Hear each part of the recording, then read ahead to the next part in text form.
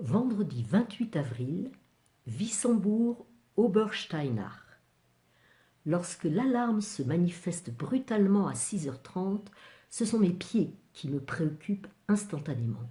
Ils réagissent correctement, sans m'humilier, lorsque je descends prendre le petit déjeuner, servi avec sollicitude par Solange Schneider, qui s'inquiète de la longue route qui m'attend, 30 km comme hier, et pour la même raison, faute d'hébergement. Sous un franc soleil matinal, je traverse les quartiers pittoresques de Wissembourg qui se réveillent paisiblement.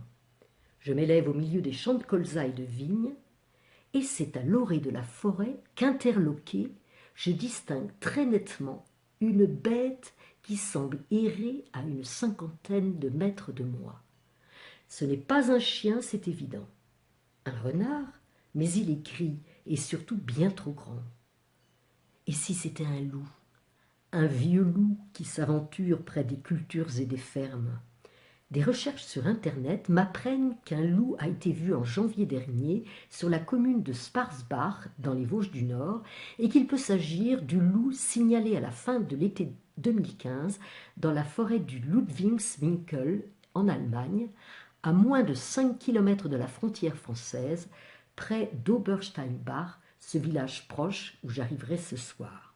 J'apprends également que dans le département du Bas-Rhin, le réseau lynx existant a été étendu à l'espèce loup.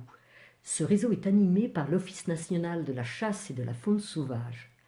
La préfecture du Bas-Rhin rappelle que le loup et le lynx sont des espèces strictement protégées en France comme en Europe.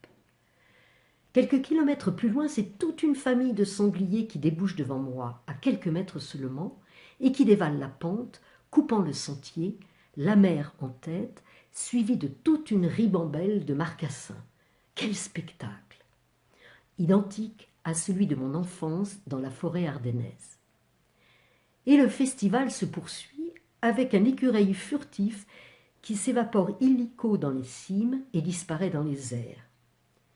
Tout en continuant une route est-ouest, toujours proche de la frontière, et suivant plus ou moins les lignes de la Lothaire avec ses redoutes aujourd'hui disparues, je suis donc rentré dans les forêts du parc naturel régional des Vosges du Nord. Je suis immédiatement frappé par leur beauté. Ces forêts sont somptueuses. Hêtraies, chênaies, pinèdes, sapinières. Dans la matinée, je traverse le village de Klimbach, puis celui de Petit-Wingen, que je trouve bien endormi. Ce qui me frappe dans les forêts de hêtres, c'est cette impression d'immensité et de puissance. Je suis toujours le chemin de grande randonnée, le GR 53, qui s'identifie ici au chemin des châteaux forts d'Alsace, car plus de 400 châteaux forts ont été construits dans le massif des Vosges entre le Xe et le XIVe siècle. Ma route est jalonnée de ruines, souvent perchées sur des rochers en grès rose que l'on atteint par des escaliers raides, parfois creusés dans la roche. Je grimpe successivement sur les châteaux de Löwenstein, Hohenburg, Fleckenstein, Frönsburg, le rocher des Tziganes et Wasigenstein. Ce sont des lieux à la fois de défense, de pouvoir, de résidence qui se développent quand le Saint-Empire romain germanique s'affaiblit. Sous l'autorité du seigneur, ces châteaux protègent le territoire et ses habitants. Progressivement, au cours du XIVe siècle, ils sont abandonnés en raison de leur coût, de leur inconfort ou des guerres. Après ce long trajet plein de surprises, je redescends dans la vallée pour atteindre Obersteinbach, un village frontière entre l'Allemagne d'une part et la Lorraine d'autre part, construit tout en longueur le long d'une ancienne voie militaire stratégique qui permettait les échanges, mais aussi le trafic de contrebande.